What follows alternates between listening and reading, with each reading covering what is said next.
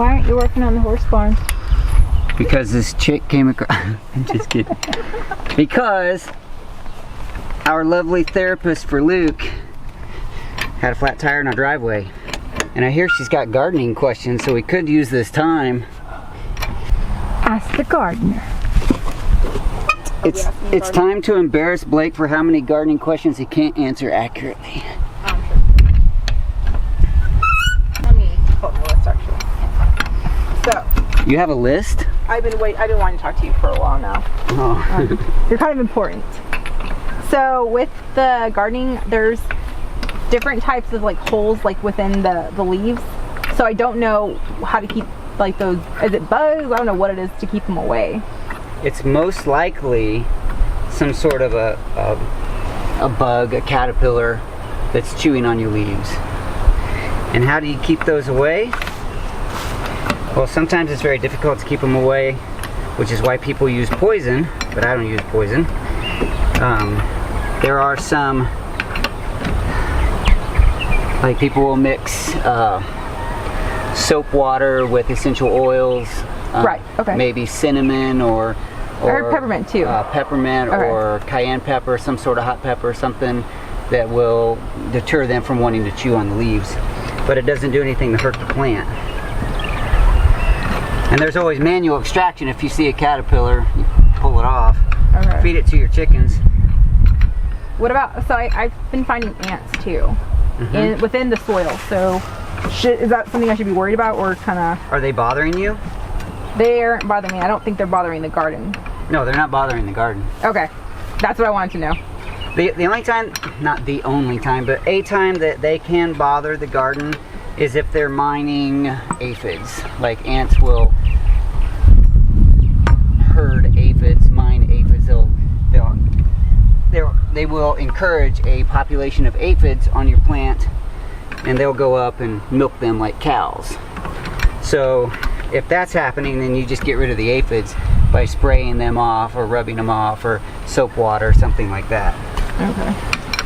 Dang, I'm learning a lot. This is awesome. So then another thing, so when do I know when exactly to pull? So I have beets and I don't know when exactly to pull them. But I've read also that you shouldn't let them grow more than like 6 inches above. And I feel like they are growing pretty more than that. So I don't know if I should. The greens? 6 Yes. inches above? And so where do I cut, or, you know, what should I do? It's beets? Well, I don't know the standard real answer, the conventional answer, but when I've grown beets, I've just, when they look like they're, you know, inch and a half, 2 inches or so, a nice looking beet from the top, like you can see it's growing under the soil here, but that top part. So it's visible. It's visible. Okay. Yeah, so when that's visible and it looks like a nice sized beet, just pull it. Okay. I mean, if it gets too old, it's gonna turn woody and not good. Okay. But yeah, if it's 1.5 inches or so, or you can always go by the number of days that you planted it. Like if you know you planted it on February whatever, and you count out 70 days to 100 days or whatever that seed packet said for the number of days to harvest. If you just go to that harvest date, it's going to be most likely good. Okay. Now if conditions weren't favorable, it may not be a very good beet, a very big beet, but if you let it go too much longer, it's just going to turn into a woody root and not be any good. Okay. Then what about carrots? Kind of the same thing. Okay. And so when they're growing, I see that, I read that you should split the leaves. Does that even matter? Like as far as carrots too, like how do I know how to even split the tops? Does that make sense? I don't know.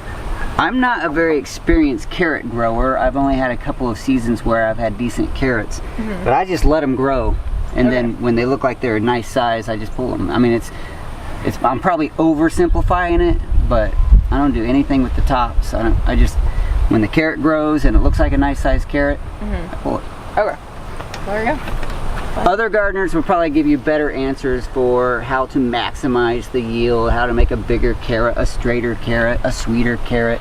But I just plant them, let them grow, and when they look big enough, I pull them. It's really that simple for me. Okay. With the wind. Yeah. So I'm always worried that it's going to break at the stem. So Break what? The plant itself, like the tomato plants or anything that's already above ground. Right. Because we have them in gardening boxes, and we just put like a net around it. Yeah. But I worry that with how strong the winds are, Yep. it's just gonna. Yep. So is there a way to prevent that? Yeah, you got to put a sturdy trellis on it, a cage, a fence. I've had some tomatoes fall over in the wind, and they can break. The good thing is the roots of a tomato are really hardy, so even if they get a little loose, they're probably going to be okay. But you want to prevent it by letting the plant grow up and lean on a trellis or a fence, or a real sturdy cage. You know, they sell those cheap wire cages at the Home Depot or Lowe's or whatever, but those are best utilized for things like peppers, not something that's going to grow big like a tomato. Mm-hmm. Well, organic is a legal term. Mm-hmm. You can't technically call it organic, I mean, if you're going to sell, because that's a regulated word. Now, most backyard gardeners will use the word organic to mean that they don't use any chemicals on their garden. So if you buy potting soil that has chemical fertilizers in it, that's not an organic garden. Okay. If you buy organic potting soil, then yeah, absolutely. Luke, did you have fun today? Yes. Where'd you go?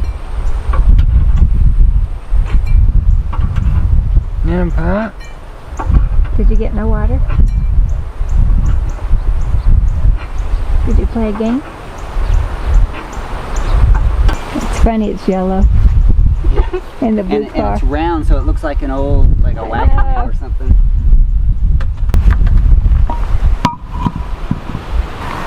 There it is.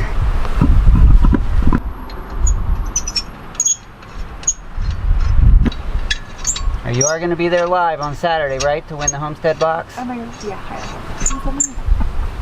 I'm your number one fan now. I would appreciate that. You know we put screws and nails in the driveway, and then it's a captive audience, and then I don't let you go. I don't finish your tire until you agree to subscribe to the channel. Oh, well, I'm already subscribed. Well, then I guess we didn't need to do this. Yeah, you really didn't. Is it tortoise poop, dog poop, or horse? We have quite the variety of poop on the farm. I know. Y'all have a lot here. I'll be sure to watch this video.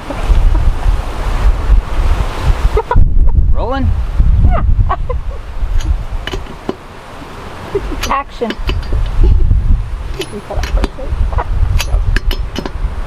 That's as tight as I can get them by hand. So here's your key. Don't lose that.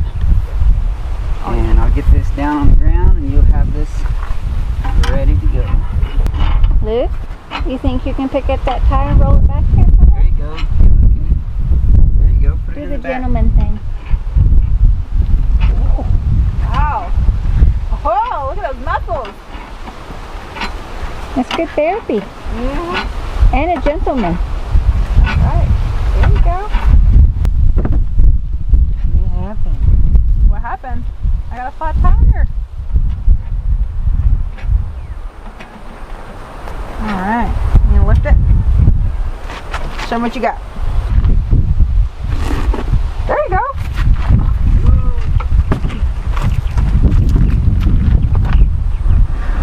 Good job. High five. Want your high five? Hurry, hurry.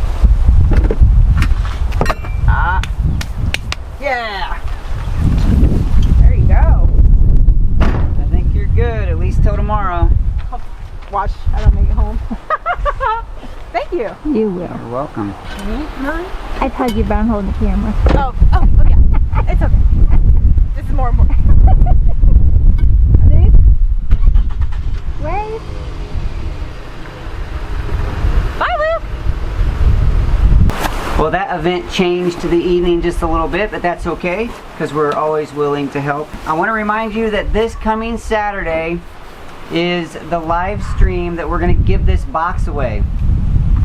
It's going to be an interesting and fun time. I've never done a live stream giveaway, but I thought, you know, I've never done a live stream giveaway, but I thought it would be fun to try. So this coming Saturday, no matter how it works, this box is gonna belong to someone else. This is like the prize inside the box. Here's my smile. That's my thumbnail. So the axe with the leather cover, lots of tools and accessories. There's some oil and there's some sponges and there's a knife and there's a file, all kinds of good stuff. In my last live stream, I showed the contents of the box. So this coming Saturday, we'll go over it again. We'll see what's in the box, and then we'll see what it's like to give something away in a live stream. So you do have to be present. You do have to be present in the live stream to win, because all of the entries are going to be in the live stream chat, and then I'm going to give it away right there while we're live. Thank you so much on this video. Sort of an odd topic that I didn't know was going to happen, but it's always nice when people come around and we can share that time together, even if it's over a flat tire. That was, by the way, Luke's therapist. He gets to spend time with her, I think, once a week, and he really enjoys that time. Coming up on the Life with Luke channel, you'll get to see some of the footage that she records while doing therapy, so look forward to that.